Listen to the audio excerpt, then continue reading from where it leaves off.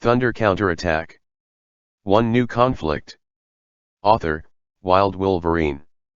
The scorching sun at noon scorched the gleaming shell of the fighter jet. Sergeant Mohit climbed to the top of the boarding ladder and put his head into the cockpit to check the fighter's instruments. Fortunately, the plane on duty had a pipe from a cold windmill. It was still chilly in the cockpit. The sergeant climbed into the cockpit, turned on the power of the instruments, and started the routine inspection before takeoff. After each instrument was checked, he would tick the board. The rudder, the sergeant asked as he pressed the directional pedal. Left, right, all right, shouted a numb voice behind the plane. The sergeant put a tick on the scoreboard. Check the missile pylon, said the sergeant, opening the weapon control panel. But after a long time, no one responded. The sergeant stuck his head out and saw a man crouching under the horizontal stabilizer to avoid the sun. Hey, check the number 2 pylon. Did you hear me? Private Lugani stood up lazily, took a flashlight from his pocket and shook it in front of the missile seeker under the number 2 pylon, and then went up. A light flashed on the head-up display in front of the officer's eyes, and the buzzer beeped and disappeared. Well, it's the number 8 hangar now. The sergeant hooked and wiped the sweat on his head with his sleeve. Maybe elsewhere in the world, it's still snowing this month, but not here. A small section of asphalt runway outside the concrete machine fort has been baked, and spring in the South Asian subcontinent is just that harsh. The sergeant filled out the takeoff form, leaving only one column for the pilot to sign. He climbed out of the plane and walked to the humming air-conditioned car, and found that the condescending private was listening to the radio on his radio, another violation of the discipline of the 13th Wing. On the radio, a comedian is telling some silly jokes, imitating the accent on the Pakistani side of Punjab. Lugani, you fool, how many times have I said, you can't wear slippers on duty, and the regiment commander saw that you look good. The regiment captain will go to Bangalore in the morning. The confident private said. It doesn't matter at all, I can write it in the report, you idiot. The sergeant threatened. In fact, the sergeant really had nothing to do with these soldiers who just wanted to mess around. 200 meters away from this huge fighter jet, there is an air-conditioned lounge. 2 pilots wearing thick flight suits are sitting in the duty room waiting for the flight order that may be issued at any time. This is a boring noon. Lieutenant Rosanagoya was checking today's route on the map in the duty room. This map of the northwestern border has not been changed since he came to this squadron. Weapons operator Narang Jafar reads an Indian Express, the first page of which had a huge headline, 10 days after Mumbai massacre, more than 1,000 dead. On the second page of the newspaper, with a more sensational headline, the Ministry of Home Affairs has identified the Pakistani intelligence service as the mastermind behind it. It's time to teach them a lesson, Jafar said to himself. The phone in the lounge rang, Goya picked it up, and a commander in the tower told him that the runway was clear and the plane was ready to take off. Goya walked to the window and watched a compressed air car drive up to his Su-30 Mki. A group of ground crew members were removing several pipes from the plane. Jafar left the newspaper and walked over. I heard that yesterday they dispatched the 5th Squadron, hiding in the distance to cover the attack aircraft. I really hope to meet today, so that they can experience our power. Don't underestimate the enemy, the 5th Squadron is their most powerful squadron. When the lieutenant said these words, his eyes revealed some kind of urge to try. But we are also the best pilots in all of India, Jafar said, wiping his mustache. That's right, we can teach them a little lesson.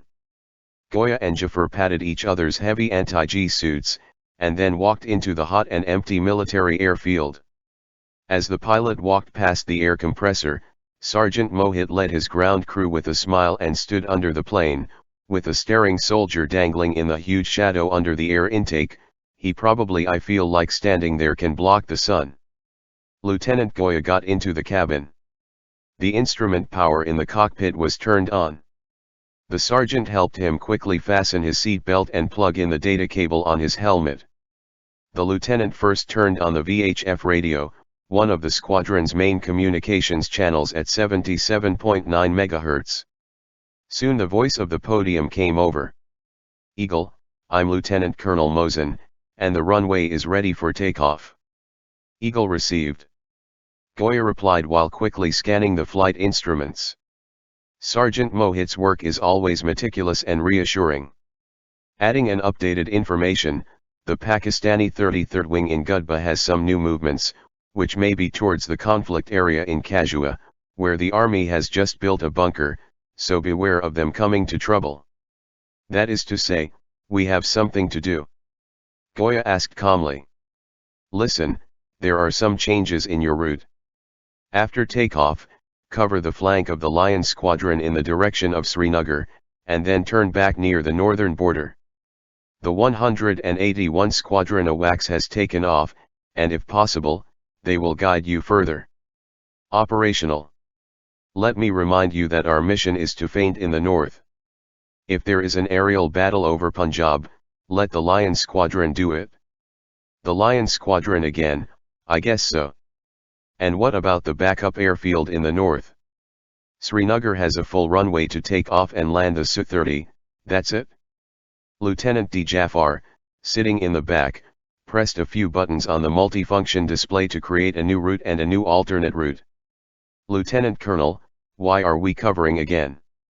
Lieutenant Goya couldn't help asking, and he wanted to know why. Because the wing captain is away, he has gone to Bangalore. Lieutenant Colonel Mosin hung up the intercom after he finished speaking. There's another reason, said Lieutenant Jafar, who sat behind him, with a smile. Because we are the ace of the Indian Air Force, we can't make mistakes. The sergeant stood in front of the plane and signaled the pilot to move all the rudder surfaces. Goya did it one by one, and then the sergeant climbed to the side and asked Goya to sign.